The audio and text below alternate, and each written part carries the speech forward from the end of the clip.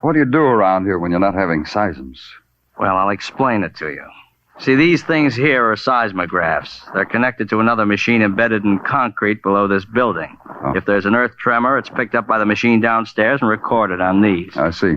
And this needle here, writing on this rotating drum, records the time of the shock. Precisely. Interesting. Mind if I take a closer look? Well, take it easy, Mr. Clover. We don't need a tumbler to disturb the needle, you know. It's very delicately balanced. It'll even record footsteps that come too close to it. What do you do with these recordings after you've got them? File them.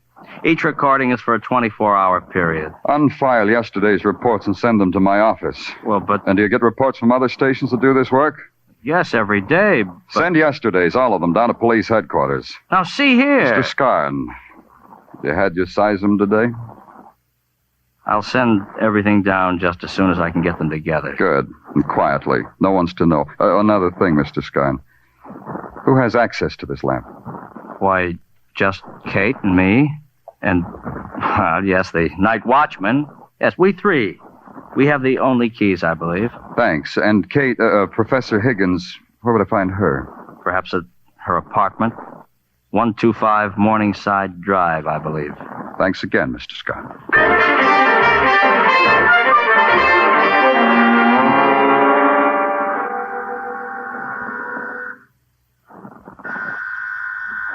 Just a moment. I have to put something on. I'll wait. Clover, why is it that everything happens to you while you're on duty? Maybe it's because you're on duty. Oh, it's you. How nice. You caught me just as I stepped out of the shower, so you'll have to take me as I am, robe and all. Come in. I could wait outside until you, A shy policeman, how charming. You can trust me. Go on in. Thank you, Professor. Over there, but the fire's nice. I always dry myself by the fire, but you interrupted that. Easy, Clover. I'm here. Tell me. I didn't say anything. Oh. Shall I get her something? A drink? Do you object to the phonograph? Some men do, you know. I saw you at Lee Kai's funeral.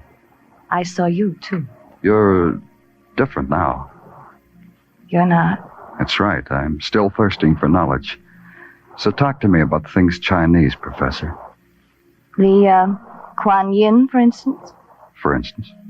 A miraculous goddess believed by the Chinese to have only to kiss a wound to make it vanish. $100,000 a kiss. It's expensive healing. There are some who would pay more. 2 murders, maybe? More, if they have to. Yeah. You told me Lee Kai slapped you into the first breath you ever took. What else did he do for you? Everything. He was my father, my brother, my companion, my teacher. And, Mei Ling? I didn't know everyone in China, policeman.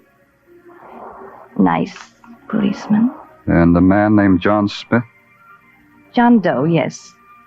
John Smith, no. Give up. All right. Invite me to an earthquake sometime, will you? I'll take time out for it. You'll love it. There's nothing quite so exciting as when the earth moves. Danny, Yeah? the Kuan Yin, you could give her to me. I'm only a professor on a professor's salary, but I could think of some way to pay you for it. Oh? What makes you think I've got the Kuan Yin? Because Lee told me he'd gone to you. Because you found Mei Ling. Because it would have been simple for you to steal it from a dead girl. Yeah, it would have been. But you know, I didn't think of it. Also, she didn't have it. Now it's your turn again. Lee Kai would want me to have it. No one else. I'll make a note of it, Professor. Now, would you unlock the door, please? I promised Mother I'd be home early. Of course. There's frustration everywhere, isn't there, policeman? Nothing but frustration. I think I remembered to tip my hat. I know I remembered to get back to police headquarters. I hustled Sergeant Tartaglia off his fat comic book and sat down at my desk to go over the sheaf of seismographs I'd had Scarn send down. Not only were they dull reading, but for a long time they didn't make sense. I kept trying. You can talk, Tartaglia.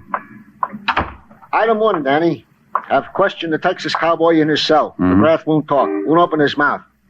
Hey, in a Texan, this must be some kind of terrible disease. Okay, physician. Item 2. Item 2 is alibis, good and indifferent.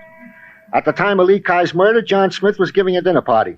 Assistant Scon was calling a square dance. Hey, you know, Danny, they're fun. You ever been to one? Ask me sometime, Tartaglia. Yeah. Item 2 continued. Professor Higgins was to a movie. The night watchman checked into the station the other side of the campus. Item 3. San Francisco Customs reports this Mei Ling never had no Kuan Yin. Tell me that again. The Kuan Yin Mei Ling was supposed to have. She never had it. Danny, this means 2 people was killed for something they didn't have. Huh? You said something, Tartaglia? When San Francisco Customs reported they had no records on the Kuan Yin, something clicked into place. If the Kuan Yin existed at all, I figured there was only one place where it could exist. So I went there, back to the university in the office of Lee Kai, lecturer and collector of Chinese art, now deceased. Oh, it's you, Mr. Clover. We thought perhaps we would meet you here. The place was a mess. Standing in the midst of the debris was the monkey-owning poet John Smith. And in a corner with a soft light playing with the amber of her hair was Kate Higgins. Danny Clover, it's always a delight to be where you are. The policeman is a meddling, stupid fool, Kate. Yeah, you warned me, didn't you? First to the hired thug, then during a lecture on spurious loot. Mr. Clover, I'm afraid I must dispense with you. Let him talk. I like to watch his mouth. Thanks. So I'll talk. Lee Kai was a wise little man. He had the Kuan Yin all the time. All he wanted was to find out who was trying to get it away from him. He came to me because he knew his enemies would follow him to me. And it backfired, shall we say, in his face. His and Mei Ling, the girl with whom he planned the whole puppet show. You have talked enough, Mr. Clover. Quite enough. I've been watching Smith, but where that knife came from, I'll never know. He held it low, slanting upwards for ripping, and then he lunged at me. I sidestepped and reached back, grabbed one of Lee Kai's art figures, and threw it at his head. He ducked, and the statue shattered against the wall. Kuan Yin. The Kuan Yin. There it was, an ebony image shining with some inner light. It held us in a kind of suspended trance. Lee Kai had been clever. He'd encrusted the Kuan Yin in a cheap plaster cast and set it alongside the rest of his art. One of the oldest tricks in the world. I came out of the trance faster than John Smith did. He lay there with the rest of the crockery, just as pale, just as broken, just as unconscious. He can no longer harm you, Danny. He was an evil man. Yeah, and tricky. Hiring that hatchet man McGrath to kill Mei Ling and slug me on the train. Kate. Yes, Danny? Maybe I shouldn't ask you this, Kate. But how come you were with Smith? I knew his greed would finally lead him to Kuan Yin, as your curiosity led you to her. And to me. To me, Danny. Kate, do you always repay kindness with murder? What are you talking about? You killed Lee Kai. Danny, you're insane. Why do you talk like that? Because the seismograph in your lab registered a disturbance at 9 o'clock last night, the time of Lee Kai's murder. How do you know it wasn't the recording of a minor shock someplace in the world? Because no other laboratory picked it up. That's when you stabbed him, Kate, at 9 o'clock. You said you were at the movies. Nobody could prove that. Danny. But you weren't, Kate. You weren't at the movies. You were in your lab. You stabbed Lee Kai and dragged his body down the hall to his office. He was a small man. You could have done that. Yes. It's no use. You would deprive me of the Kuan Yin anyhow. 2 killings for the goddess of mercy. Doesn't add up. I would kill anyone who would deprive me of the Kuan Yin. Yes, you too, if I could now. Danny? Uh-huh. Let me hold the Kuan Yin, Danny. Kuan Yin? Yeah. Here. Kuan Yin. Fabulous. Kuan Yin.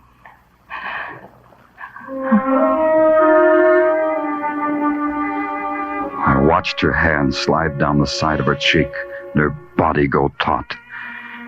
Her eyes fixed and the Kuan Yin narrowed. I caught her before she fell to the floor. When the boys from headquarters came, it took 4 of them to heave John Smith onto a stretcher. They started for Kate Higgins. I told them to mark her fragile. Even a professor of earthquakes can break.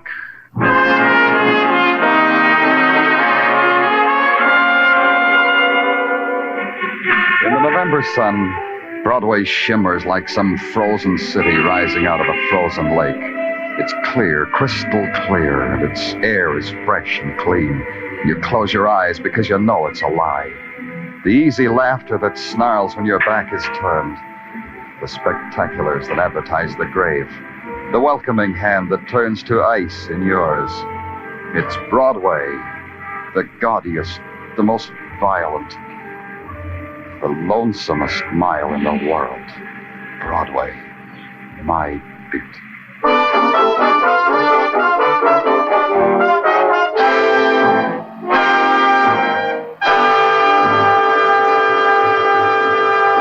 Broadway's My Beat stars Larry Thor as Detective Danny Clover and is written by Morton Fine and David Friedkin. The musical score was composed and conducted by Wilbur Hatch, and the program was produced and directed by Elliott Lewis. The cast tonight included Mary Jane Croft, Charles Calvert, William Johnstone, Barton Yarborough, William Conrad, Junius Matthews, and Jerry Hausner. Stay tuned for Sing It Again, which follows immediately over most of these same CBS stations.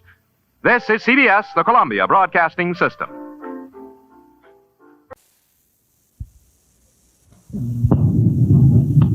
Broadway's My Beat. From Times Square to Columbus Circle, the gaudiest, the most violent, the lonesomest mile in the world.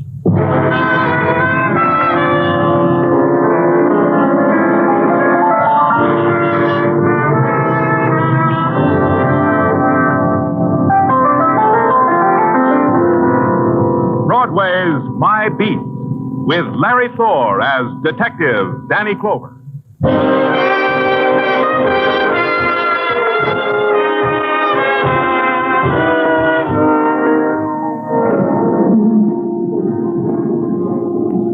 Broadway. It's a journey to the end of all the streets in the world. You turn a corner and you're there. You walk more slowly and lean your heart against it like you were in church until it explodes in your face. Then you move swiftly and you're one of the crowd window shopping for kicks and bargains and heartbreak. And you'll find it because it's Broadway, My Beat. The side streets are furious when they funnel off of Broadway. Then they trail down into limbo. Midway between the Fury and Limbo is a gray stone building. That's police headquarters. That's where I was standing, in front of it, watching the patches of night sky bleed into each other. That was my detail. I was waiting for someone.